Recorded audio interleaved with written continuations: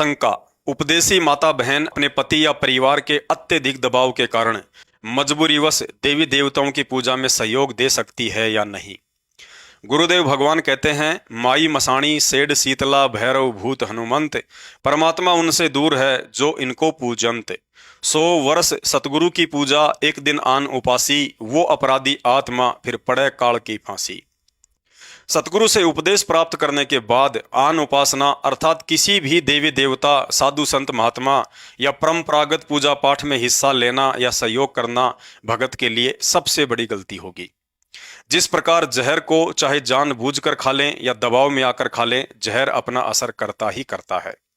इसी प्रकार आन उपासना को चाहे जानबूझकर करें या किसी के दबाव में आकर करें, मर्यादा खंडित होगी ही होगी। अतः भक्ति सफल करने के लिए ज्ञान आधार से संघर्ष करते हुए हर कीमत पर मर्यादा को टूटने से बचाना चाहिए।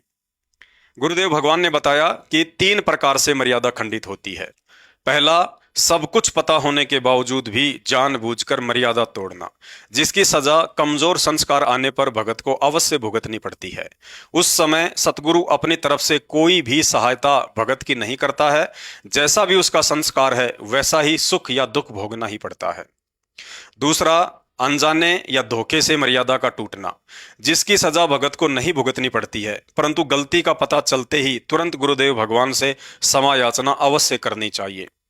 उदाहरण के लिए, आपके साथ मजाक या धोखा करते हुए किसी ने शराब पिला दी या मांस खिला दिया, तो ऐसे में मर्यादा खंडित नहीं होती है, लेकिन पता चलते ही तुरंत ऐसे लोगों की कुसंगति को त्याग देना चाहिए और आगे से विशेष सावधानी भी बरतनी चाहिए। तीसरा, मजबूरी या दबाव में आकर मर्यादा तोड़ना। गुरुदेव भगवान ने बताया, यदि आपकी इच्छा के विरुद्ध दबाव डालकर कोई भक्ति विरुद्ध कर्म करवाया जाता है तो उसकी भी सजा मिलती है, लेकिन दबाव या मजबूरी वाली स्थिति में तोड़ी गई मर्यादा की सजा कुछ हल्की हो जाती है, परंतु भगत की यह कमजोरी भी सतगुरु को दुखी करती है। इसलिए भगत को चाहिए कि ज्ञान को आधार बनाकर अपने आत्म कल्याण के लिए बहन मीराबाई व भगत मंसूर की तरह अपने सतगुरु भगवान पर विश्वास रखकर उन परिस्थितियों का डटकर मुकाबला करेंगे तो भगत के साथ परमात्मा भी खड़ा हो जाता है। यदि संघर्ष से पहले ही घुटने टेक कर हार मान लेंगे तो ऐसी कायर आत्माओं का सतगुरु भी साथ नहीं देता। भाइयों और बहनों, सत्संग सुनकर थोड़ा सा विचार अवश्य करना होगा। हमसे भक्ति करवाकर सतलोक ले जाने के लिए गुरुदेव भगवान का कोई स्वार्थ नहीं है। कोई ये सोचे कि सतलोक में परमात्मा ने बहुत बड़ी कोई फैक्ट्री खोल रखी होगी और वहां की लेबर ने हड़ताल कर रखी होगी, इसलिए परमात्मा हमसे मजदूरी करवाने के लिए यहां से लेकर जाना चाहते हैं। ऐसा बिल्कुल भी नहीं है। ये तो हम नीच आत्माओं का कोई पुरबला भाग्य उदय हुआ है, जो सतलोक के राजा सतगुरु रामपाल जी भगवान हम पर प्रसन्न होकर समस्त गलतियों को नज़रअंदाज करके इस नरक से बाहर निकालने के लिए स्वयं ही चलकर आए हैं। अन्यथा स्वयं परमात्मा की वाणी है, शीश उपाड़े भूमि धरे और ऊपर राखे पांव, कबीर का घर शिखर में, तेरी गरज पड़े तो आओ। अर्थात उस दुर्लभ लोक सतलोक में जाने के लिए तो यदि करोड़ों बार हाथों से अपना शीश काटकर भी सतगुरु के चरणों में भेंट चढ़ाओ तो भी उन्हें प्रसन्न नहीं किया जा सकता है।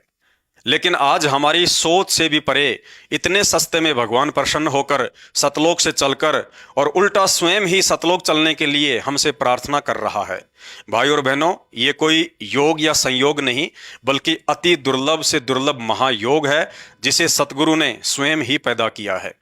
अन्यथा जो भयंकर गलतियां करके परमात्मा की नजरों से नीचे गिरकर काल के साथ साथ इस 21 ब्रह्मांड रूपी जेल में गिरकर युगों युगों से हम महाकष्ट भोग रहे हैं, उन गलतियों की क्षमा याचना यहाँ हमारी किसी भी क्रिया से संभव नहीं है।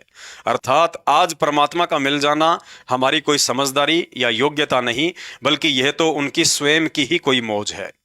और यदि उनकी इस मौज का आज हमने पूरी शिद्दत के साथ फायदा नहीं उठाया तो हमसे बड़ा निर्भागी प्राणी जहान में कोई दूसरा नहीं होगा।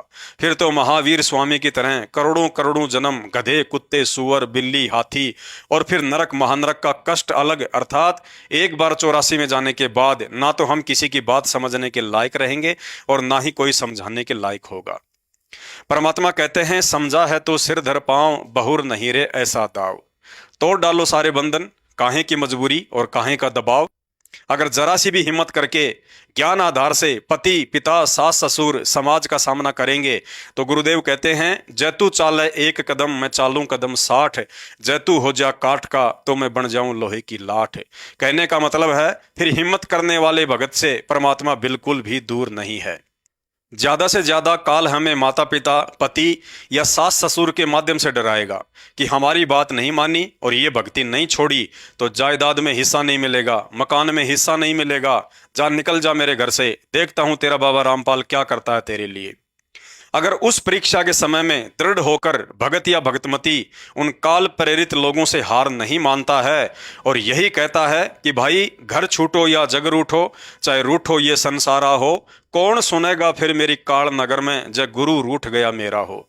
फिर देखना बाबा रामपाल के कमाल, अपनी ऐसी दृढ़ आत्माओं की वो ऐसी व्यवस्था कर देगा कि यहाँ का राजा भी अपने रिश्तेदार की नहीं कर सकता। गुरुदेव कहते हैं, कबीर कहे मेरे भगत को दुख ना दीजियो कोई, मेरा भगत दुखी तो मैं दुखी, मेरा आपा भी दुखी होए। हम ही हिरणाकुश का पेट फाड़ा, हम ही मारा कंस, जय कोई सतावे मेरे भगत को तो उसका खोद्यूं वंश। भाई और बहनों, परमात्मा आज भी वही है, उतना ही समर्थ और शक्तिशाली है जितना कि सतयुग त्रेता और द्वापर में था। भगवान तो इंतजार कर रहा है कि मैं फिर से वही सब लीलाएं करूं, लेकिन उन सब लीलाओं को दोहराने के लिए आज भगवान को प्रहलाद जैसा दृढ़ विश्वासी कोई भगत नहीं मिल रहा है। उन सब लीलाओं को दोहराने के लिए भगवान को मीराबाई जैसा संघर्ष करने वाली कोई बहन बेटी दिखाई नहीं दे रही है। उन सब लीलाओं को दोहराने के लिए भगवान को नरसी और इब्राहिम सुल्तान जैसा कोई त्यागी और वैरागी भगत दिखाई नहीं दे रहा है। उन सभी लीलाओं को दोहराने के लिए भगवान को सम्मन और मंसूर जैसा सतगुरु पर कुर्बान हो जाने वाला भगत दिखाई नहीं दे रहा है।